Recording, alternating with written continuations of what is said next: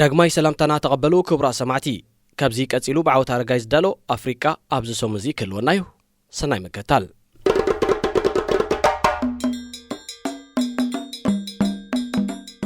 ጅቡቲ ኣዝያ ኣገዳሲት ሃገር ትርጉም ጂኦፖለቲክስ ኣብ ጅቡቲዩ ዝያዳ ዝንጸባረቕ ጂኦግራፍ ክንብል እንከለና ብዛዕባ ኣቀማምጣን ኣቃውማን መሬትን ኣየርን ኢና ንዛረብ ጂኦፖለቲክስ ክንብል እንከለና ድማ እቲ ኣቀማምጣ መሬት ፖለቲካ ክስራሓሉ እንከሎ ማለት እዩ ኣብዚ ሕጂ እዋን ዘሎ ፖለቲካ ዓለም ክንዛረብ እንተኾይና ብጂኦፖለቲካዊ ኣቀማምጣ ዓይኒ ሓያላንን ሃብታማት ሃገራትን ዝያዳ ስሒባ ዘላ ሃገር ጅቡቲ ክትከውን እንከላ ንትርጉም ጂኦፖለቲክስ ብንጹር ክትገልጾ እትኽእል እያ እንተተባሃለት ምግናን ኣይኮነን ጅቡቲ ካብ ኩሉ ግዜ ንላዕሊ ኣብዚ ሕጂ እዋን ዝያዳ ኣገዳሲት ሃገር ክገብራ ዝኽኣለ ኣብ ደቡባዊ ጫፍ ቀይሕ ባሕሪ ኣብ መጻበቦ ባብኤል መንደብ እትርከብ ሃገር ብምዃና እዩ መጻበቦ ባብኤል መንደብ ብሓደ ወገን ጅቡትን ኤርትራን በቲ ካልእ ወገን ድማ የመን ዝዳወቦ ኮይኑ 32 ኪሎ ሜትር ናይ ባሕሪ ርሕቀት እዩ ዘለዎ እዚ መጻበቦ ናይ ትሕተ ባሕሪ ናይ ኢንተርኔት መስመር ኣስታት 30 ሚእታዊት ናይ ዓለምና ናይ ንግዲ ኮንቴይነራት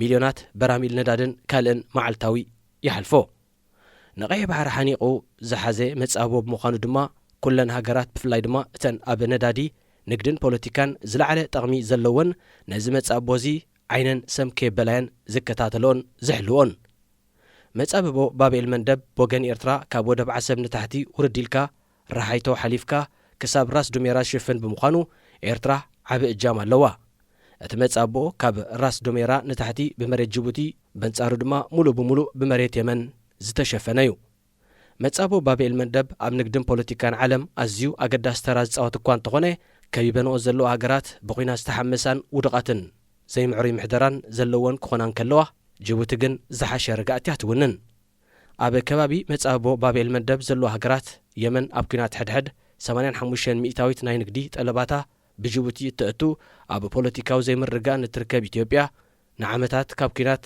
ዝጣሓለትን ንሱ ዘሰዓቦ ቀልውላውን ዘይተናገፈት ሶማልያ ብውልቀ መላኸት ትምራሕ ንገዛእ ርሳ ካብ ማሕበረሰብ ዓለም ዝገለለት ኤርትራን እየን ከባቢ መጻበቦ ባብኤል መንደብ ብዘይካተን ከቢበንኦ ዘለዋ ዘይተረጋግአ ሃገራት ዝያዳ ሓደገኛ ዝገብሮ ኣቐዲሞም ሳዕሪሮም ዝነበሩ ሕጂ ድማ ዳግም ዝቀላቐሉን ዘለው ሶማላውያን ቀርሰንቲ መራኸብን ዕጡቓት ትሕቲ የመንን ኮይኖም ኣለዉ ስርዓተ ምሕደራ ዓለም ዝያዳ ንሃብታማት ሃገራት ብፍላይ ድማ ምዕራባውያን ሃገራትን ሕቡራት መንግስታት ኣሜሪካን ከም ዘርብሕ እዩ ዝግለጽ እዚ ስርዓተ ምሕደራ ካብ ቻይናን ሩስያን ውድድርን ተጻብኦን ክገጥሞን ከሎ ከም ዕጡቓት ትሕትን ሶማላውያን ቀርሰንትን ብወገኖም ጸረ ኣካይዳ ምዕራባውያን ሃገራት እዮም ዓለም ካብ ዝኾነ ግዜ ንላዕሊ ብንግዲ ኣብ እትራኸበሉ ዘላ እዋን ንግድን ቁጠባን ዓንዲ ሕቖ ሓንቲ ሃገር ብምዃኑን ህዝቢ ዓለም ምንቅስቓሳቱ ብተሽከርከርቲ ውፅኢት ኢንዱስትሪ ብምዃኑን ነዚ ንምስልሳል ድማ ነዳዲ ወሳኒ ፀዓት ብምዃኑ እዚ ካብ ናብን ንምትሕልላፍ መጓዓዝያ ባሕሪ ኣገዳሲ ይገብሮ መጻበቦ ባብኤል መንደብ ድማ ነዚ ንግዲ እዚ ኣገዳሲ ብምዃኑ ኣተኩሮ ክስሕብ ናይ ግድን እዩ በዚ ምኽንያት ንመጻበቦ ባብኤል መንደብ ንምሕላው ሓያሎ ሃገራት ኣብ ጅቡቲ ወተሃደራዊ ማዕስከራት መስሪተን በብዝጥዕመን መንገዲ ምክትታላት ይገብራየን ገሌ ካብዘን ሃገራት ፈረንሳ ሕቡራት መንግስታት ኣሜሪካ ቻይና ጃፓን ኢጣልያ ጀርመን ብሪጣንያ ስጳኛ ሕቡራት ኢማራት ዓረብ ማዓስከራት ወይ ወተሃደራት ክህልወን እንከለው ስዑድ ዓረብን ህንድን ንመጻኢ ማዓስከር ክኸፍታ መደብ ክህልወን ከሎ ቀጠር ድማ ዝነበረ ዓጽያ ወፅያ ኣብዚ ሕጂ እዋን እስራኤል ኣብ ልዕሊ ወሽመጥ ቃዛ ብትገብሮ ዘላ ኩናት ዕጡቓት ትሕቲ የመን በቲ መጻበቦ ዝሓልፋ ናይ እስራኤል ወይ ድማ ናይ እስራኤል ኣቑሑት ጸዓናየን ወይ ድማ ምስ እስራኤል ምትሕጋዝ ኣለወን ንዝበልወን መራኽብ ክጨዊን ከጥቅዑን ብምጅማሮም ኣብ ልዕሊ ጅቡቲ ዝነበረ ተገዳስነት ኣዝዩ ልዒሉ ይርከብ ኣብ ጅቡቲ ማዓስከር ከፊተን ዘለዋ ወይ ኣብቲ ሃገር ተገዳስነት ዘሕደራ መነመንየን ብዝርዝር ቅድሚ ምርኣይና ሃገረ ጅቡቲ ብኸመይ ቆይማ እቲ ሃገርን መጻበቦ ባብኤል መንደብን ካብ መዓስ ጀሚሩ ቆላሕታ ክረክብ ጀሚሩ ምርኣይ እውን ኣገዳሲ እዩ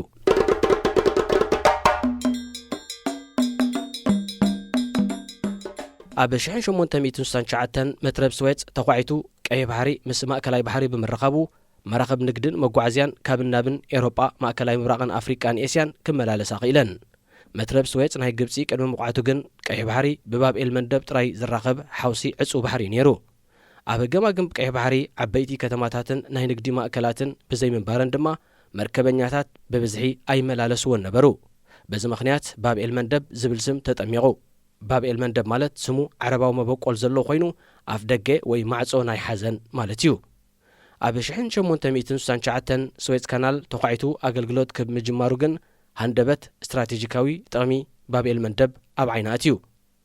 ገዛእታት ፈረንሳን ብሪጣንያን ቁጠባ ዓለም ንምቁፅጻር ኣብ ውድድር ኣብ ዝነበራሉ እዋን እዩ ስዌዝ ካናል ወይ ድማ መትረብ ስዌዝ ብፈረንሳ ተቋዒቱ። እተን ሃገራት ቀጺለን ንባብኤል መንደብ ንምቁፅጻር ተጓየን። ብሪጣንያ ማይን ዝተባሃለት ደሴት የመን ክትሕዝን ከላ ንሶማሊላንድ ድማ ተቆጻጺራ። ኢጣልያ ቦገና ኣብ ከተማ ዓሰብ መጀመርያ ካብ ሱልጣናት ገለ ክፋል መሬት ገዚኣ ቀጺላ ንምላእ ኤርትራ ተቆጻጺራ። ፈረንሳ ድማ ነቲ ኣብ መንጎ ዝተረፈ ናይ ሽዑ ናይ ፈረንሳ መሬት ሶማል ኢሎም ዝሰመይዎ ናይ ሕጂ ጅቡቲ ንሰሙን መሬት ብምግዝኦም ኣስፊሖም ተቆጻጺሮማ። ፈረንሳ ምስ ካልኦት ሃገራት ኤውሮጳ ንኣፍሪቃ ጎዛዝዮም ክማስሕዋ ኣብ በርሊን ጀርመን ድሕሪ ምስ ስምዖም ሰሊጥዋ ብዘይተጻብኦ ካብ 1896 ክሳብ 1977 ገዚኣታ። ኣብ 1977 ወግዓዊ ስማ ናብ ጅቡቲ ብምቕያር ናጽነት ኣውጃ እንተኾነ ሰራዊት ዘይብላ ድኻ ሃገር ብምንባራ ምስ ገዛኢታ ዝነበረት ፈረንሳ ጸጥታዊ ወተሃደራውን ቁጠባውን ስምዓት ፈሪማ።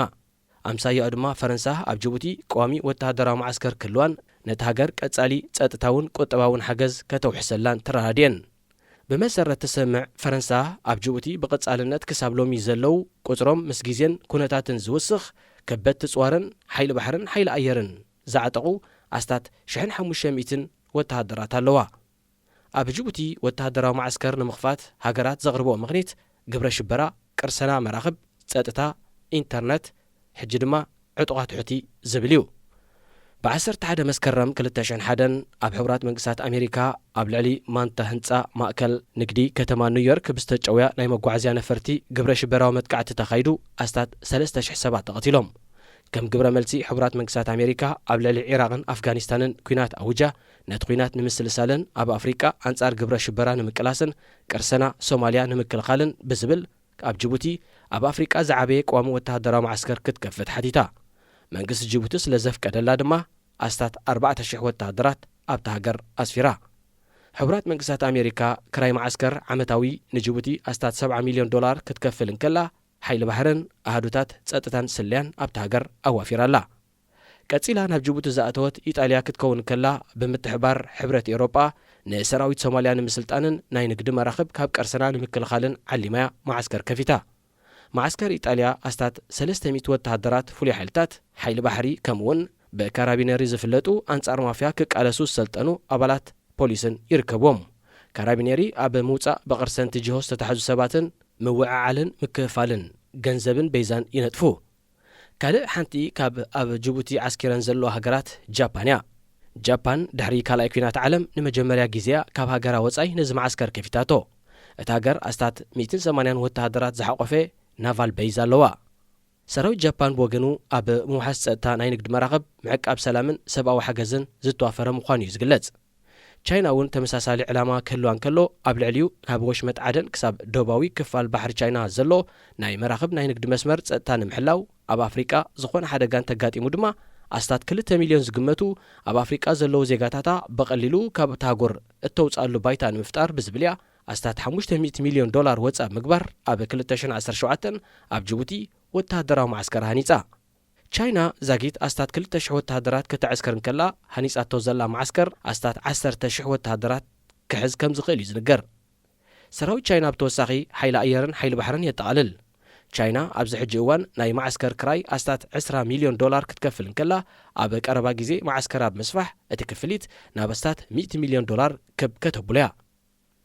እዚ ከምዚ ኢሉ እንከለውን ኣብ የመን ኣብ መንጎ መንግስትን ዕጡቓት ሓይልታት ሕትን ኩናት ሓድሕድ ድሕሪ ምውልዑ ኢራን ንሕቲ ክትሕግዝ እንከላ ስዑድ ዓረብን ሕቡራት ኢማራት ዓረብን ድማ ንመንግስቲ የመን ክሕግዛ ጸኒሐን።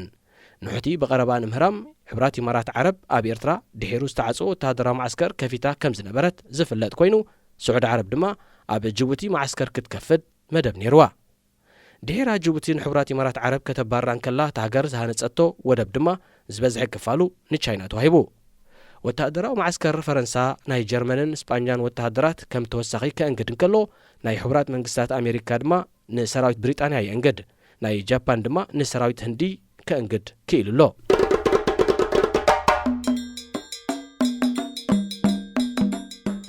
ጅቡቲ ዓመታዊ ካብ ክራይ ወተሃደራዊ ማዕስከራት ካብ ኩለን ሃገራት ዝተዋፀ ኣስታት $300 ሚልዮን ክትረክብ እንከላ ምስ ምውሳኽ ሃገራት እቲ ኣታዊ ክብል ምዃኑ እዩ ዝግለጽ።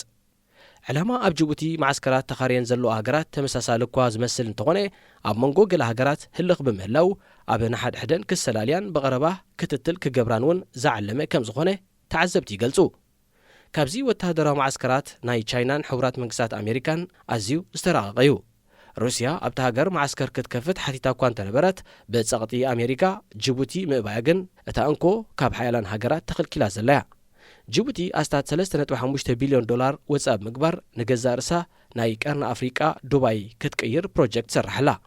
እንተኾነ ገሌ ካብዚ ፕሮጀክት ብቻይና ዝተመወለን ዝበዝሐ እቲ ምወላ ናብ ምምዕባል ወደብ ዝውዕልን ብምዃኑ ሕቡራት መንግስታት ኣሜሪካ ኣይተሓጐሰትን። ምኽንያቱ ቻይና ወደብ እንተተቖጻጺራቶ ንጸጥታን ስልያን ንብረት ኣሜሪካ ኣስጋይ ስለ ዝኾነ። ጅቡቲ በዝንበትን ኢላ ብእትረኽቦ ዘላ ኣታዊታት ዓመታዊ ዘቤታዊ እቶታ ወይ GDP ናብ $3,788 ክብ ኣቢላቶላ። እዚ ካብተን ካብ $600 ክሳብ $800 ኣታዊ ጥራይ ዘመዝግባ ጎረባብቲ ሃገራት ኤርትራ፣ ኢትዮጵያን ሶማልያን ዝተዓጻጸፈ እዩ።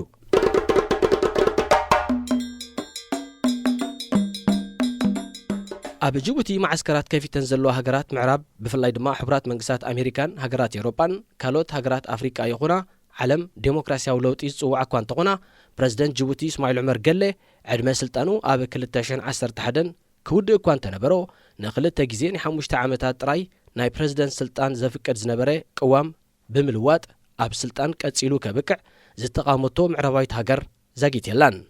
እዚ ድማ እስማኤል ዑመር ገሌ ጠለብተን ሓያላን ሃገራት የማልእ ብምህላው እተን ሃገራት ድማ ጠቕሚ ዝሕሉ ድርብ መለክዒ የንጸባርቕ ኣለዋ። ሃገራት ምዕራብ ኣብ ጅቡቲ ማዕስከር ክሳብ ዝረኸባ ኣብቲ ሃገር ዝካየድ ዘሎ ምብሕጓግ ዴሞክራሲ ሕጂ ከም ዘይረኣያ ኮይነን ካሕልፋ መሪፀን ኣለዋ። ኣብ ጅቡቲ ዓሪደን ዘለዋ ሃገራት ብፍላይ ኣሜሪካ ናብ ጎረባብቲ ሃገራት ሶማልን የመንን ሰብ ኣልቦ ነፈርቲ ድሮን ብምልኣኽ ናይ ሚሳይል ደብዳብ ተካይድ ብምዃናን ጅቡቲ ስዑድ ዓረብ ኣብ መሬታ ማዕስከር ክትከፍት ብምፍቃዳን ነቲ ሃገር ብፍላይ ኣብ የመን ምስ ዝርከቡ ዕጡቓት ሕትን ደጋፊቶም ኢራንን ኣብ ቅርሕንቲ የእትይዋዩ። ኣስታት 1 ሚልዮን ህዝቢ ዘለዋ ጅቡቲ ብሰሜን ምስ ኤርትራ፣ ብምዕራብ ምስ ኢትዮጵያ፣ ብደቡብ ምስ ሶማልያ፣ ብምብራቕ ድማ ምስ ቀይሕ ባሕርን ወሽመጥ ዓደንን እትዳወብ እዚዩ ዝበሃል ባህርያዊ ሃብትን ማዕድንን ኣይተዓደለትን። መሬታ ድሩቕ ብምዃኑ ድማ ንሕርሻ ምቹ ኣይኮነን።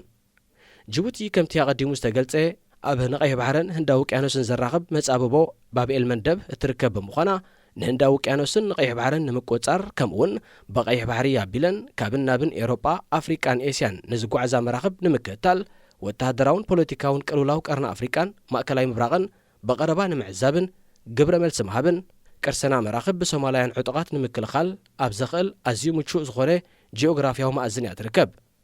እቲ ሃገር ኣብዚ ዓመት እዚ ብዕጽፊ ማእከላይ ገምጋም ቁጠባዊ ዕቤት ኣፍሪቃ ማለት ብ700 ክትዓቢ ገምጋም ኣሎ። ነጻ ናይ ንግዲ ዕዳጋ ብምቋም ምስ ልዕሊ 120 ሚልዮን ህዝቢ ዘለዋ ግንካ ኣፍ ደገ ባሕሪ ዘይብላ ኢትዮጵያ ብመንገዲ ባቡር ተራኺባ ብምህላዋ ኣብ ኢትዮጵያ ዘሎ ኩነታት እንተተማሓይሹ ቀጻልነት ዕቤታ ዘየጠራጠር ምዃኑ ተንተንቲ ቁጠባ ይገልጹ። ጅቡቲ ብዘይካቲ ዘለዋ እስትራቴጂያዊ ኣቀማምጣ ምርግጋእውን ኣዝዩ ኣገዳሲ ብምዃኑ ሃገራት ዓለም ንጥቕመን ክብላ ክሕልዋ ይግደዳየን። እቲ ሃገር ብታንክታት ፈረንሳ፣ ወተሃደራት ቻይና፣ ሄሊኮፕተራት ኣሜሪካ፣ መራኽብ ጃፓን ኣብ ቀጻሊ ሓለዋ ትርከብ። ጎረባብቲ ሃገራት እውን ብቐጻሊ ክተኻትኻ ኣይከኣላን እየን። ገሌ ኣብ ጅቡቲ ዝርከባ ሃገራት ኣብ ናሓድሕደን ዝተቐራሓና ዘይተኣማመና ብቁጠባን ወተሃደራዊ ሓይልን ዝወዳደራ ኮይነን ምስ ኩሉ ፍልልያተን እተን ሃገራት ንጥቕመን ጅቡቲ ድማ ንጥቕማ ኣብቲ ሃገር ተኸኣኢለን ይኹን ተተናኺለን ማዓስከራት ካህንጻእ መሪፀን ኣለዋ። ካብ ባህርያዊ ጸጋታት ሕርሻን ኢንዱስትሪን ኣዝዩ ውሑድ ኣታዊ እትረክብ ጅቡቲ ንዝተናውሐ እዋን ህዝባ ብሽቕለት ኣልቦነትን ጥሜትን ክሳቐ ድሕሪ ምጽናሕ መነባብሮ ህዝቢ ንምሕያሽን ኣታዊታት ንምዕባይን ወደባ ብምሕያሽ ኢትዮጵያ ከም እትጥቀመሉ ክትገብር እንከላ ካልእ ፍልይ ዝበለ ምንጪ ኣታዊ እትረኽበሉ ጂኦፖለቲካዊ ኣቀማምጣ ኮይኑ ምህላው እውን ርኡዩ። ጅቡቲ ነዚ ብምዝማዝ ሃገራት ኣብ ሃገራ ብኽራይ ወተሃደራዊ ማዓስከር ብሕጂ እውን ክኸፍታ ጸገም ከም ዘይብለን እያ ትገልጽ።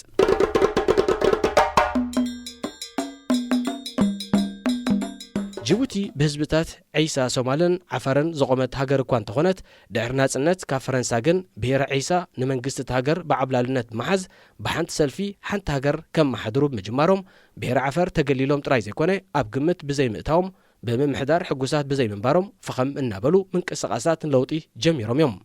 ነገራት ከምኡ ኢሉ እናቐጸለ ኣብ 1991 ኣብ ጎረባብቲ ሃገራት ዝነበሩ ውልቀ መለኽቲ ማለት ኣብ ሶማልያ ሲያድ ባሬ ኣብ ኢትዮጵያ ድማ መንግስቱ ሃይለማርያም ካብ ስልጣኖም ተኣልዮም ኤርትራ ን30 ዓመታት ዘካየደቶ ናይ ናጽነት ቃልሲ ተዓዊቱ ኣብዚ መስርሕ ኣብ ኤርትራን ኢትዮጵያን ዝነበሩ ወተሃደራት ደርግ ተሳዒሮም ተደፊዮም ናብ ጅቡቲ ኣትዮም።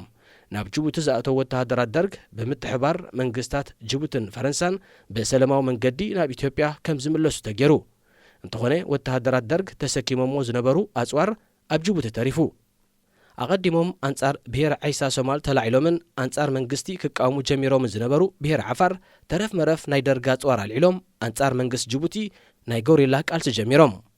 ብኸምዚ ጅቡቲ ካብ 1991 ክሳብ 1994 ኣብ ኩናት ሓድሕድ ተሸሚማ ብወገን ዕጡቓት ጎሪላ ፍሩድ ኣስታት 1,000 ክሞቱ ከለዉ ብወገን መንግስቲ ድማ ዛጊት ብዝርዝር ዘይተገልጸ ክሳራታት ድሕሪ ምስዓቡ ኣብ 1994 ናይ ስልጣን ብምቕራሕ ብምግባር ብመንጎኝነት ፈረንሳ ውዕል ሰላም ተኸቲሙ። ኣብቲ እዋን እቲ ትሕቲ 800,000 ህዝቢ ዝነበራ ጅቡቲ ዋላ እኳ ሓገዝ ናይ ፈረንሳ እንተነበራ ብቁጠባዊ ቅልውላው ሸቕለት ኣልቦነትን ጥሜትን ክትሳቐ ጀሚራ ኣይጸንሐን። ኣብ መንጎ ኤርትራን ኢትዮጵያን ናይ ደቡብ ኩናት ድሕሪ ምኽሳቱን ኢትዮጵያ ወደባት ኤርትራ ምጥቃም ደው ድሕሪ ምባላን ጅቡቲ መመንጨዊ ቁጠባዊ እቶት ዝኸውን ዓብዪ ኣፍ ደገ ተኸፊቱላ። ቀጺላ ኢትዮጵያ ምስ ወጻኢ እትገብሮ ንግዲ እቲ 95 ሚእታዊት ብመንገዲ ወደብ ጅቡቲ ገይራቶ። በዚ ድማ ጅቡቲ ገንዘባዊ እቶት ክትረክብ ጀሚራ። ኣብ ክልቲ ብብዝሒ መራኽብ ዝሓልፋሉ ዓለምለኻዊ ማያዋት እትርከብ ጅቡቲ ብተወሳኺ ወደባት ካብ ዘለወን ጎረባብቲ ሃገራት ኤርትራ፣ ሶማልን የመንን ዝሓሸ ናይ ጸጥታ ኩነታት ስለ ዝወነነት ወደባታ ብምስፋሕ ናይ ትራንዚትን መዕረፊ መራኽብን ማእከል ክትከውን በቂዓ። ካብዝን ካብ ኢትዮጵያ ትረኽቦ ኣታውን ዓመታዊ ናብ እስታት $2 ቢልዮን ከቢሉ እንተኾነ እዚ ኣታዊ ነቲ ሃገር ንምብርባራ እኹል ኣይነበረን። ጅቡቲ ከምቲ ኣቐዲሙ ዝተጠቕሰ ጂኦፖለቲካዊ ኣቀማምጣ ብምጥቃም ዝያዳ ቁጠባዊ እቶት ንምኽዕባት ውጥን ኣውፅያ። ሃገራት ዓለም ኣብ መሬታ ብኽራይ መልክዕ ወተሃደራዊ ማዓስከራት ክድኩና ፍቑድ ገይራ። እዚ ኣብ ቦትኡ እናሃለወ ኩናት ሓድሕድ ሶማል ዘስዓቦ ዘይምርጋእን ኣብ ሶማል ማእከላዊ መንግስቲ ብዘይምንባሩን ኣብ 2,000 ዝተፈላለዩ ሶማላውያን ዕጡቓት ኣብ ማያት ሶማልን ህንዳዊ ውቅያኖስን ኣብ ልዕሊ ዓበይቲ ናይ ንግድን ነዳድን መራኽብ ቅርሰና ከካይዱ ጀሚሮም። ሶማላውያን ዕጡቓት መራኽብ ብምቕርሳንን ብምጭዋይን ሚልዮናት $ላት ናይ ገንዘብ ቤዛ ወይ ከፊልካ ጅሆ ዝተሓዙ ናይ ምሕራር ጠለብ ከቕርቡ ተራዮም። ቀጺሉ ኩናት የመን ሕጂ ድማ ዕጡቓት ሕቲ ኣብ ልዕሊ ቀይሕ ባሕሪ ዘካይድዎ ዘሎ መጥቃዕታት ንተደላይነት ጅቡቲ መሊሱ ኣንሂርዎ። ነዚ ፍጻሜታት እዚ ዝሰምዕ ሰብ ምናልባት ጅቡቲ ሉዓላውነታ ኣብ ዋጋ ዕዳጋ የእትያያ ክትከስብ ትፍትን ዘላ ክብል ይኽእል ይኸውን። እንተኾነ ጅቡቲ ካብ ሕሉፍ ተመክሮኣ ዝቐሰመቶ ነገር እንተሃልዩ ዘለዋ ዓቕሚ ኣብ ግምት ምእታው ካብ ምስ ዓበይቲ ሃገራት ምርጻም ምስአን ተጸጊዕካ ምስራሕ ዝያዳ ከም ዘዋጻ ተንተንቲ ፖለቲካ ይገልጹ።